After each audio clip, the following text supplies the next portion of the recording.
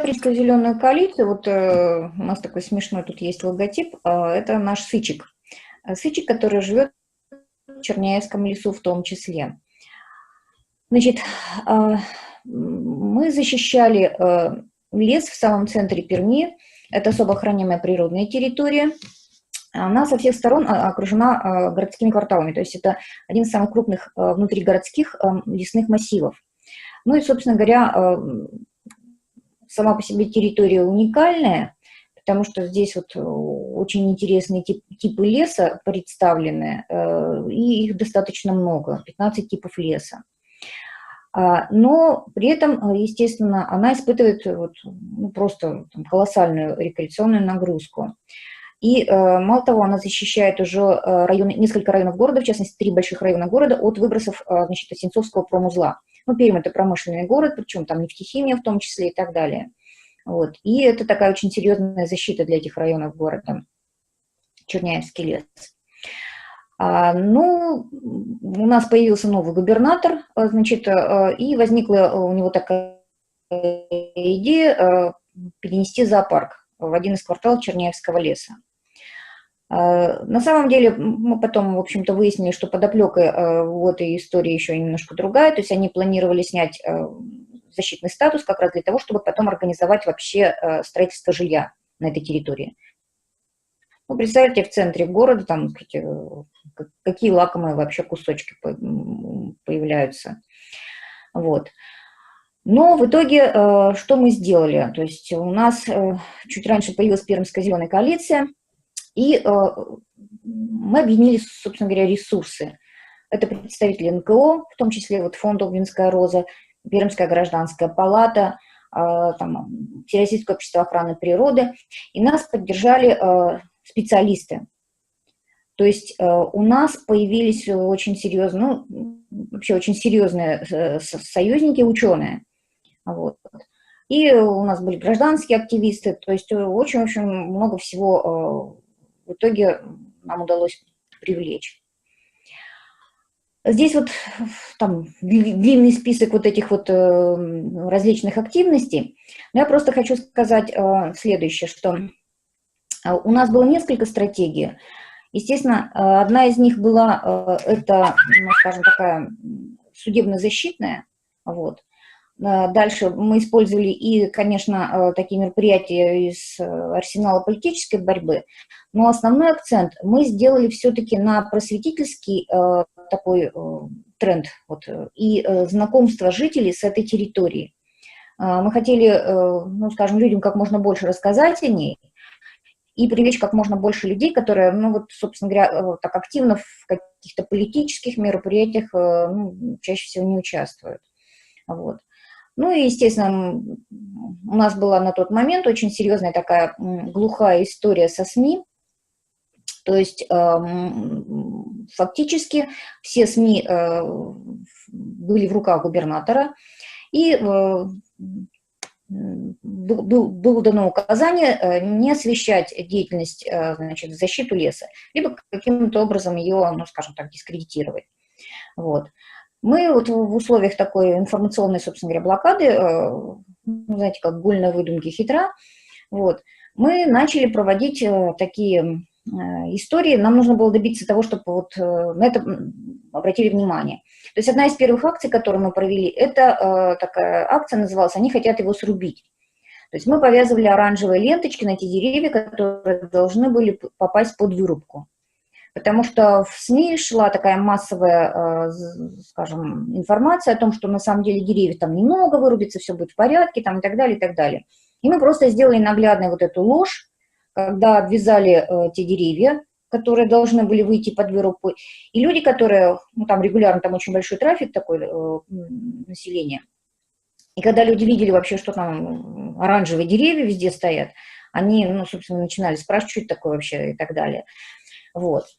Мы проводили там такие интересные, значит, экскурсии для журналистов в первую очередь, когда накладывали просто на участок леса сверху вот эту будущий проект зоопарка, и прям шли и показывали: ребята, а вот здесь вот на месте вот этого вот там, этой группы там леса вот, должен быть слоновник, а вот здесь вот то-то, то-то. Вот.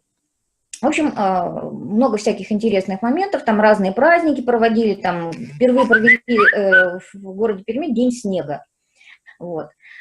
И в том числе и мы как раз очень активно привлекали людей с семейных, то есть вот для тех, для кого этот лес вообще представляет ценность, потому что там приходят мамочки с детьми, там люди приходят отдыхать и так далее, вот. И мы очень много работали, конечно, еще на уровне таких официальных структур. Это Министерство природных ресурсов, писали письма, то есть ученые отдельно совершенно там проводили экспертизы вот тех материалов, которыми обосновывалось снятие защитного статуса с ОПТ. Ну и там много еще всего, там, если будет необходимость, мы можем просто вот все эти мероприятия, прям перечень куда-то отправить, чтобы можно было и посмотреть. Вот. И в итоге вот это все, ну, такие картинки со всякими активностями, которые мы там проводили, там и спортивные, значит, пробежки там, с какими-то там вип-персонами из спортивного мира, вот, различные выставки там и так далее. Ну, естественно, вот это вот уже митинги, то есть это были большие митинги, вот, если вы видите, там такая вот здесь история «Сохраним Черняевский лес», то есть люди прямо конкретно выходили на защиту этого леса, потому что все понимали, что, ну, это такое пренебрежение просто вот к, скажем, жизненно важным потребностям людей в чистом воздухе, вот, в месте, где возможна рекреация, потому что там еще, ну, районы такие специфические, там просто нет дворов фактически. То есть люди ходили в лес гулять, то есть лес выполнял функции парка. Ну, в общем, все это вместе дало нам такую историю, то есть мы победили. Мы прошли около 20 судебных заседаний, вот, и в итоге, значит, дошли до Верховного суда, и Верховный суд нас поддержал.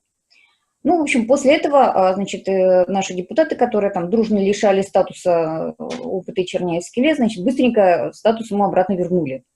Ну, мы их похвалили за это, в общем, и таким образом вот это мы уже с момента, когда, значит, мы потом сняли эти ленточки. Ну, 1,5 года мы занимались вот этой борьбой. 1,5 года мы, в общем-то, защищали. Были моменты, когда мы думали, что все, ну, то есть нам придется просто идти, там, не знаю, ложиться под трактора и так далее. Ну, честно говоря, мы как-то вот сидели так, когда руки опускались, и так смотрели друг на друга, говорили, ну, что делать-то? Ну, пойдем, ну, пойдем. Ну, в общем, вот такая была... Никто не верил, по большому счету, вот, что нам это удастся. Но когда нам это удалось, значит, изменилось отношение.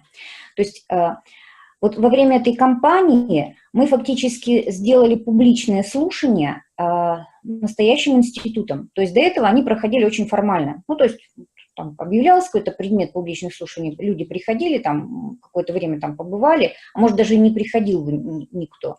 А вот когда, значит, объявлялись в каждом районе города эти публичные слушания, и мы на каждое публичное слушание выходили, требовали там слова, то есть там, ну, таких, доходило до конфликтов, конечно, и так далее. Но вот у нас в городе впервые публичные слушания стали публичными слушаниями. То есть у нас на публичные слушания по последним вот уже там районам приходило до 400 человек. Вот, это очень такой хороший показатель. Вот. Ну, вот когда мы лес отстояли, к нам стали относиться по-другому. И вот я еще бы раз хотела отметить, что вот эти факторы успеха здесь сыграли свою роль. Это как раз вот профессионализм участников, вот то, что нас поддержали ученые, и вот эта верно выбранная стратегия вовлечения жителей с акцентом вот именно на конструктив и позитив. Ну, жизнь после победы я так это назвала. То есть что мы сейчас делаем? Во-первых, мы всегда мониторим сейчас события в лесу и возле леса. То есть мы наблюдаем очень внимательно и сотрудничаем с Пермским лесничеством, которое, собственно говоря, хозяйствует вот на этой территории. То есть, ну, обсуждаем вот это благоустройство, значит, рекреационных зон, которое там ведется. У нас есть очень серьезные замечания по этому поводу, и мы, в общем-то, добились того, чтобы такое вот благоустройство, как на придомовых территориях, на лесных территориях было прекращено. Вот. У нас, ну, то есть мы регулярно участвуем в различных конференциях, значит, круглых столах. Дальше мы провели экспертизу, там есть у нас в Черняевском лесу еще такой Балатовский парк, это как бы часть леса он занимает. Вот. И мы проводили экспертизу этого проекта реновации, ну, очень серьезные замечания высказывали по поводу того, что там предлагается увеличить рекреационную нагрузку на лес. И сейчас мы стараемся взаимодействовать с организаторами крупных массовых мероприятий. То есть традиционно, я думаю, что это не только у нас, лес рассматривается в основном как место, где вот можно там шашлыки пожарить или спортом и физкультурой позаниматься.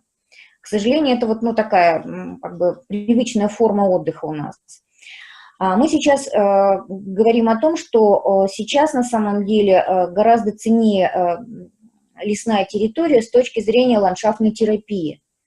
То есть эта практика, она широко распространена в других странах, вот, то есть особенно вот в Японии это очень давнишняя практика, так называемые лесные ванны, когда люди ходят в лес для того, чтобы, собственно говоря, там, избавиться от стрессов, снять, нормализовать давление и вылечить целый ряд заболеваний, то есть в том числе психосоматического характера. Вот мы сейчас стараемся вот об этом как можно больше рассказывать, практиковать. И у нас идет такой эксперимент, он называется «Прогулки по лесу». Вот. Значит, и мы, собственно говоря, привлекаем такие какие-нибудь несколько неожиданных компаньонов для этого. В частности, у нас, значит, в этом процессе сейчас активно участвуют бездомные животные.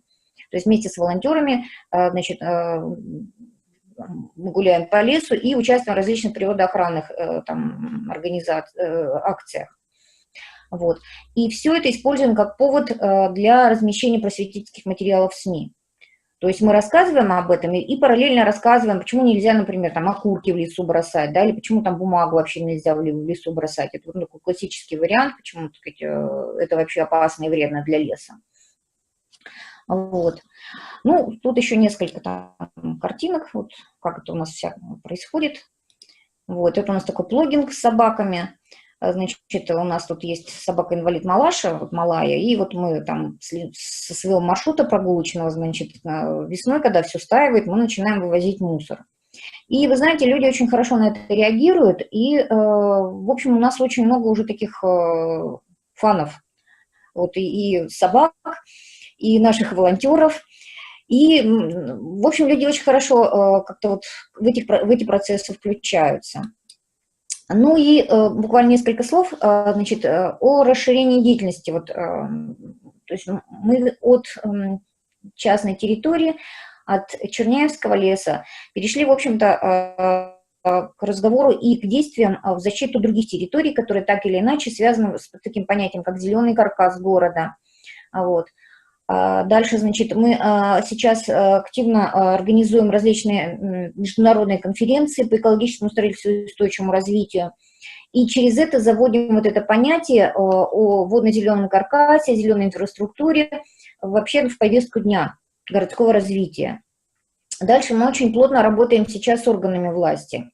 То есть мы регулярно участвуем в различных, то есть по собственной инициативе, значит, собираем, во-первых, круглые столы по ряду проблем, вот, в том числе связанные, например, с зелеными насаждениями, с использованием реагентов на улицах города, вот. Значит, и сейчас у нас по вот долинам малых рек, то есть у нас такое движение «Слушай соловья» по защите долин малых рек. У нас сейчас вместе с управлением по экологии и природоохраны, прокуратуры и рядом еще других подразделений администрации создается координационный комитет. Вот. Мы работаем в комиссии по, значит, по ЗЗ. Дальше мы сейчас очень активно работаем с нормативными документами. То есть пишем свои предложения или какие-то там замечания по принятию, например, правил благоустройства, когда сейчас они обсуждаются, там в бюджет города включаем какие-то свои предложения. Мы очень плотно работали и продолжаем работать с ОНФ, значит, вот как раз начали работать по формированию зеленого щита города, а сейчас как раз работаем дальше по теме, связанной с защитой долин малых рек. Вот. И мы сейчас, ну как сейчас, вот фактически уже вот 2 года с лишним, мы сейчас работаем с девелоперами и с населением, заинтересованных вот, в развитии территории. И в этом процессе мы сейчас такой опробируем технологию соучаствующего проектирования. То есть мы пытаемся, ну, что называется, как это говорят, нормальные герои всегда идут в обход. То есть если у нас сейчас фактически принято законодательно, нивелированы фактически законодательно публичное слушание, то есть вы все знаете, да, вот об этих историях, что сейчас фактически вы не можете в этих публичных слушаниях участвовать, как полноценный там, член, если вы, например, живете не рядом с этой территорией, которая, или не на этой территории, которая рассматривается вот, для внесения каких-то изменений. Поэтому мы сейчас как раз вот эту технологию соучаствующего проектирования планируем использовать для того, чтобы люди все-таки могли принять участие в планировании и развитии города, и управлении вот территориями. Ну и, собственно говоря, дальше вот мы работаем, естественно, по привлечению ресурсов, там, в том числе грантов там, президентских, краевых и так далее. То есть у нас количество участников сейчас увеличивается, то есть очень много различных инициативных групп, и мы стараемся координировать эту деятельность. Причем, ну, скажем, не пытаемся везде как бы в этом процессе участвовать, просто в какой-то момент стараемся, там, скажем, или подсказать как-то, или помочь, привлечь каких-то экспертов там и так далее, для того, чтобы, ну, вместе как-то реализовывали те задачи, которые перед нами стоят.